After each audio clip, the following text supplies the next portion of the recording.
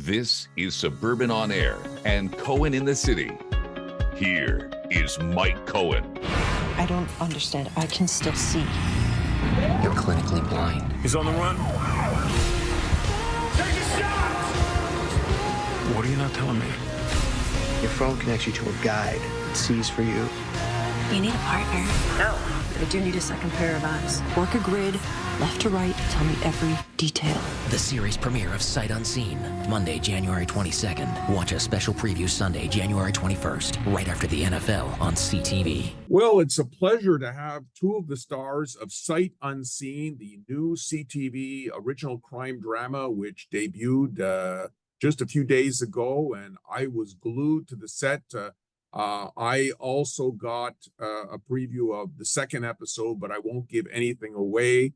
So joining me right now is Dolly Lewis, who plays homicide detective Tess Avery, and Agam Darshi, who is her seeing eye guide, Sunny Patel.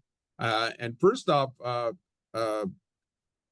Agam, you actually lived in Montreal for a few years. I did, yes. 3 glorious years when I was quite young, but we have a good family and friends, so we go back and forth quite a bit. It's a great city. Yes, well, that's terrific. So you filmed this show in a great city called Vancouver, which I love. And this is just, I don't even know how to, it's just an extraordinary show. It's completely different. Dolly, you play a homicide detective who really discovers that she's blind.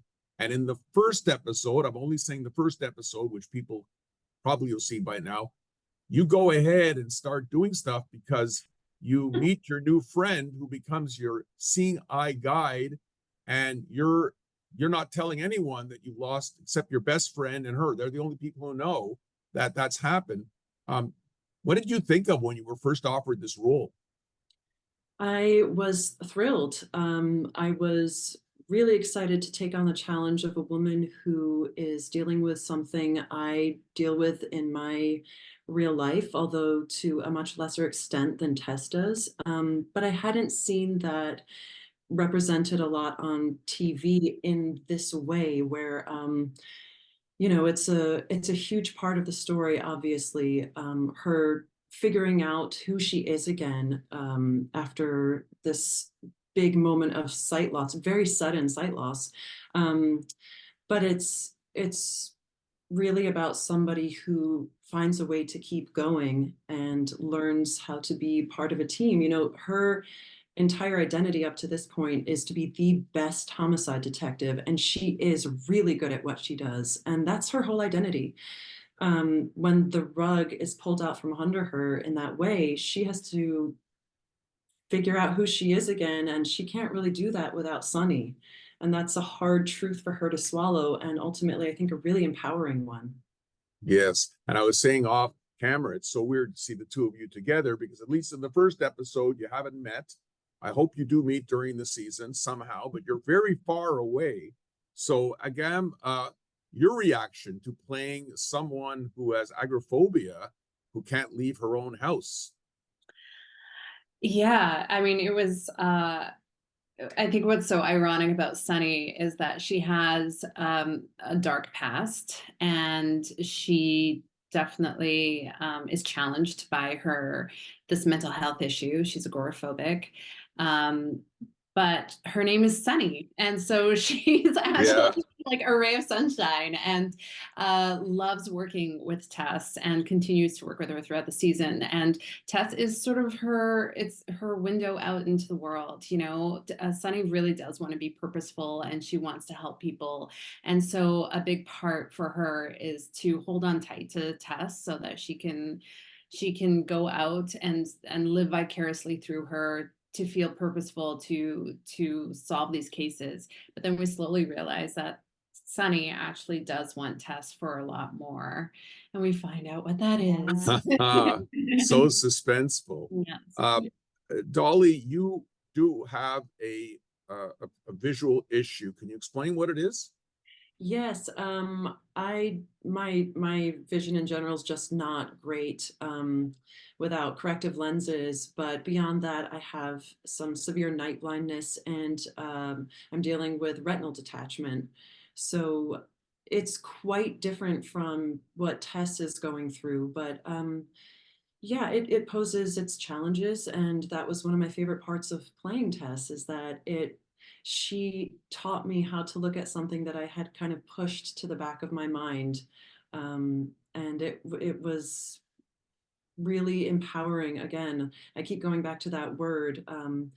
Just she's been such an inspiration for me to look at myself again in a new way. Yes. Did you have any, did that play any role in you getting this opportunity because you have a visual impairment when they did the interviews and when they went through the casting because you could relate to the role a little bit more than the average actress? Yeah, talking to Kat and Nico Trubetskoy, the showrunners, and John Fawcett, the producing director, I understood that that was a really big priority for them, that they wanted to be authentic in casting this because I know Kat's gone through a lot of issues with her own site, and there's no substitute for experience. Yes, exactly. So again, I ask you the question, you're playing a very unique role. What type of research did you do? Did you speak to people who suffer from agoraphobia, who don't want to leave who can't leave their house? Yeah, unfortunately, I have somebody who's quite close to me who does suffer from it. And so I felt like I had firsthand experience and knowledge of this kind of mental health issue. But I also did my own research. And the funny, well, not funny, but the thing about agoraphobia is Yes. that it's there's no set reason necessarily as to why it develops in somebody. It could be something, it could stem from OCD, or it could stem from a traumatic moment that happened in that person's life.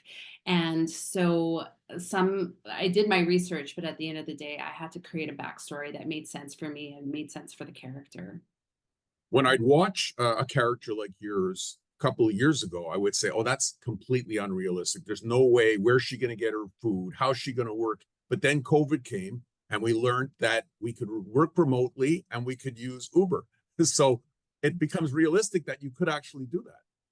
And it's funny, we were talking to the showrunners last night, and Karen was talking about how it's almost become so normalized now that you can just stay in your house and you can Yeah. live off, just seeing yourself for the last week or so. And so it's become normal, but at a certain point you do have to sort of reflect on it and be like, but is this normal? Am I okay? And I think a lot of people have been going through that over the last few years with COVID and everything. So this Yeah. is definitely a different world that we're living in now. Yeah. So Dolly, what type of research did you do for this role? I know you spent some time also with the police. I did, yeah. That was an absolutely incredible experience, and I felt so lucky to meet those people. They were so inspiring. I was trained specifically by a woman who had been on the force for 30 years undercover, and she is a force to be reckoned with. There are a lot of sides to Tess. It's not just about her divergence in her sight. It's also about what does it mean to be a woman and a cop? What does it mean to be a woman in a traditionally very male-dominated field and to be the best at it, better than all of the other guys? Yeah. Uh, I learned a lot from her in that respect, and I was lucky enough to speak with an officer who had lost his sight in his 30s. And Oh. yeah, and see how he handled himself in conversation, walking down a busy street in downtown Toronto, and how he still did very impactful work as an officer. He might not be driving a car or carrying a firearm, but he saves people's lives with the work that he does now, still. So again, Tess, the character Tess, has this app, and she has, I guess, this what we used to have the earpieces before we had the earbuds, and basically you're able to see everything she's doing, including where to point her gun and where to walk and who's at her left, who's at her right. Um, Is that something that you think, and I'd like to ask both of you, let me ask Tess first, then Agam, is that something that could really happen in life? Do you think this could really be like, people are going to watch this and say, what a great idea. I know a cop who's got a visual impairment and we're going to get her a seeing eye guy.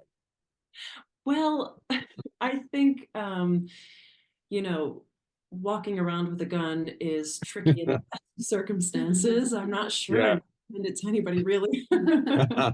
Um, so I think there was a little bit of license taken with that, and I think that's a really brave choice that the showrunners made.